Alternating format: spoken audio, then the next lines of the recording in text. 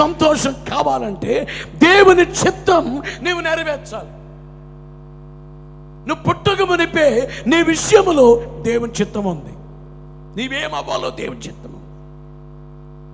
అందుకని దేవుని చిత్తం, ఆ చిత్తములో ఉన్న కార్యం. నిన్న ఒక తల్లి తన కొడుకుని తీసుకొచ్చింది గద్వాల్లో. ఇక్కడ బ్లేడ్తో కోసేసుకున్నాడు, గాయమై ఉంది. ఒక అమ్మాయిని ప్రేమించాడట, పెళ్లి చేసుకోవాలి అమ్మాయి. అందుకని నువ్వు చదువుకోరా అంటే కోసేసుకున్నాడు.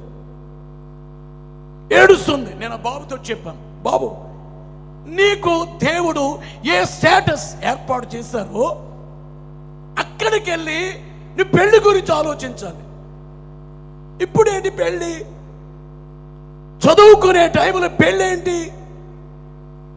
నీకేమైనా ఆలోచన ఉందా? వాళ్ళ అమ్మ ఏడుస్తుంది.